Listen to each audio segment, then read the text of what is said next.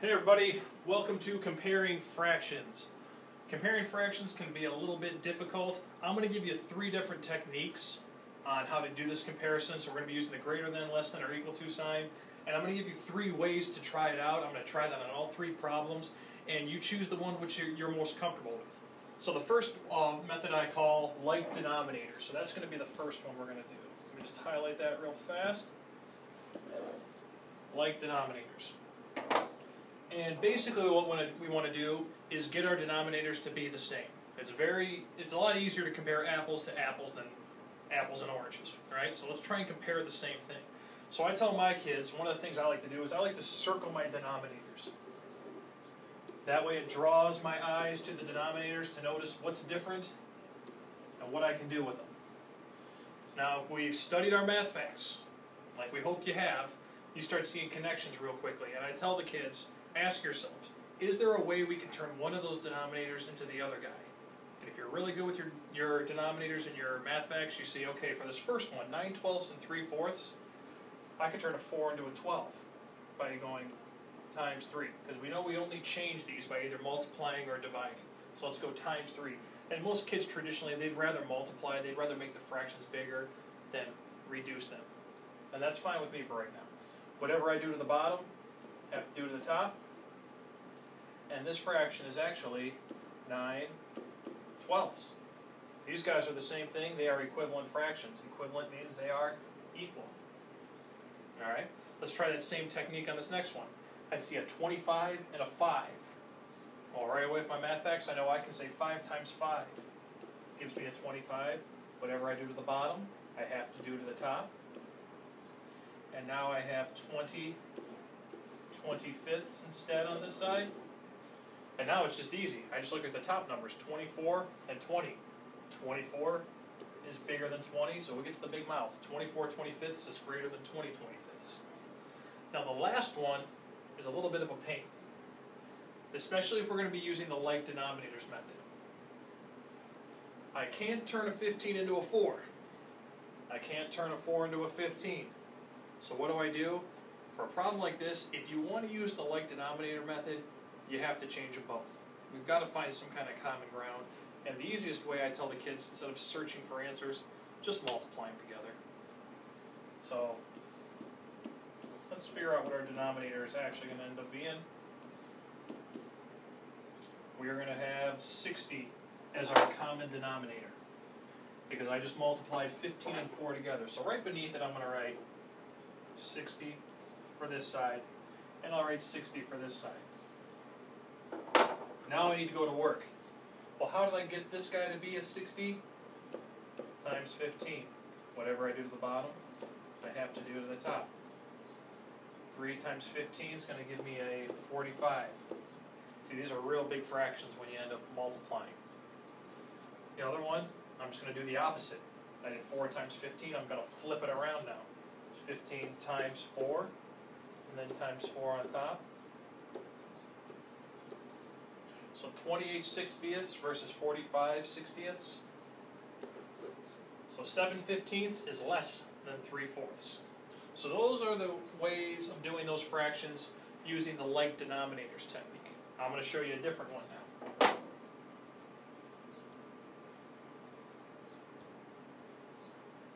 The next technique that we are going to talk about is called compare to half. So we did a whole activity where we were comparing all these fractions to half, how close to half it was. So let's take a look and see how this works out here. So with this one, 3/4. Well, half of 4, and once again I look at my denominators, half of 4 is 2. So I say, okay, 2/4. This guy is bigger than 2/4. Okay, I look at this one. This one's a 12. Well, half of 12 would be 6, so 6/12. This guy is also bigger, but I can't really tell how much bigger. So compare to half as a technique probably isn't the best technique to use with a question like that, because you'll notice when you get equivalent fractions, the compare to half method doesn't work as well. Okay, because these are both bigger, but it's hard to tell how much. This next one let's take a look here. Well, let's see here. Half of 5 would be 2, so 2 1/2. And I know we don't write this, but we're just doing this for the sake of thinking. We never do decimals inside of a fraction. So $2.50 out of 5.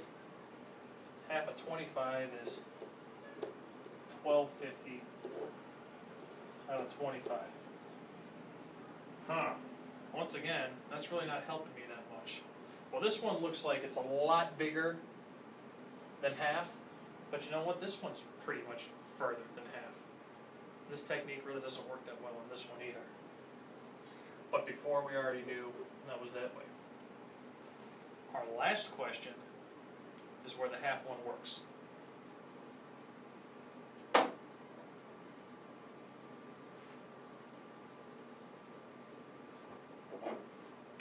So our last question, we look at this one and we go, okay, well this one is 3/4, it's a 4 on the bottom, so that means 2/4 would be half, because I'm looking at fourths. This one is bigger than a half. Over here, 7/15, when I have an odd number, it kind of makes it tough on me. Half of 15, and I think about $15 would be $7.50. Well, this one is actually, that's less than a half, because it's only $7. So this one's bigger than a half, this one's smaller than a half, and this one has to be bigger. So you can see it kind of depends on the kind of fractions I give you, whether or not you can compare it to a half. Usually tricky ones like these, that's where the half works out for us. The first method, when we did like denominators, that was kind of a pain for this question. But if I use the strategy of which one's closer to a half, which one's bigger or smaller, that one helped me out of this question. Now we have one last technique to look at, and this is really more of a visualizing technique. And like I said, it's not going to work with every fraction, but it works with some fractions. Just like our other techniques, some techniques work better with some fractions. So it's nice to be a master of all three of these, but at least you got some place to start for them. This one is called How Full Is It? And I think about this, well, once again, let's go with pizza, like a pizza tray. Okay, so this one is, I have a pizza tray, that pizza's cut into 4 slices. Oh.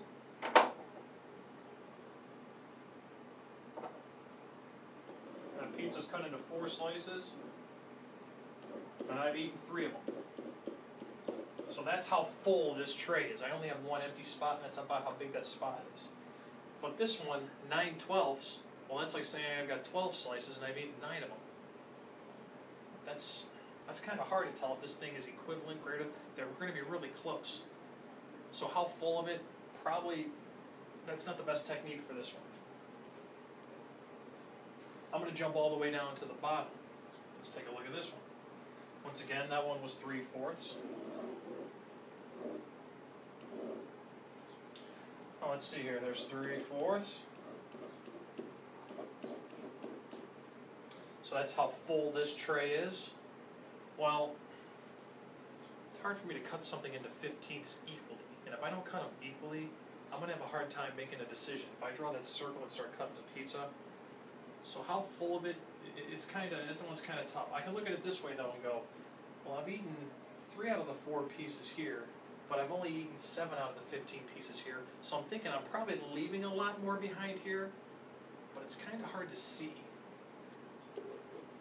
So that technique, how full is it, works better on this one than the first one, but it's not that much better. Here's where that technique works the best, and it would be on this one. So 4/5 and 24/5.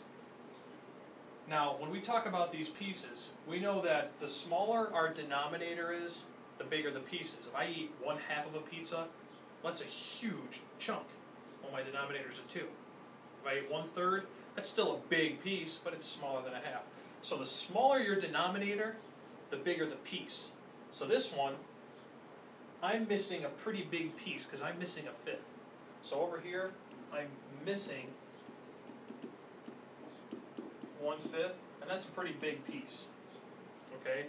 Over here, I'm still only missing 1 piece, but I'm missing a 25th. So picture that same pizza over here, and now you've cut it into 25 individual slices. We're talking about little teeny tiny slivers. So I'm missing 1/25.